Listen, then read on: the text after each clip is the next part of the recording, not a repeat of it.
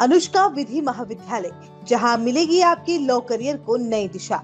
अनुभवी फैकल्टी, आधुनिक सुविधाएं और शानदार प्लेसमेंट। तो आज ही एनरोल करें Anushka law college, behind transport Nagar, Udaipur. देश में परमाणु ऊर्जा का विस्तार तेजी से हो रहा है और इसी के तहत राजस्थान में रावत भाटा के बाद अब बांसवाड़ा में दूसरा परमाणु बिजली घर का शिलान्यास होने जा रहा है, जिससे न सिर्फ राजस्थान बल्कि पूरे देश को बड़ी सौगात मिलेगी। प्रधानमंत्री नरेंद्र मोदी द्वारा इस परियोजना की आधारशिला रखी जाएगी। भारत में वर्तमान में 7 परमाणु बिजली घरों में 22 रिएक्टर काम कर रहे हैं। इनकी कुल क्षमता 6,780 मेगावाट है। राजस्थान का रावत भाटा परमाणु ऊर्जा स्टेशन पहले से ही देश के सबसे बड़े स्टेशनों में से एक है। अब बांसवाड़ा में 700 मेगावाट के 4 इकाइयों वाला एक नया परमाणु बिजली घर स्थापित होने जा रहा है, जिसकी कुल क्षमता 2,800 मेगावाट होगी। ये परियोजना भारत के 2031 तक अपनी परमाणु ऊर्जा क्षमता को 22,480 मेगावाट तक बढ़ाने के लक्ष्य में एक मील का पत्थर साबित होगा।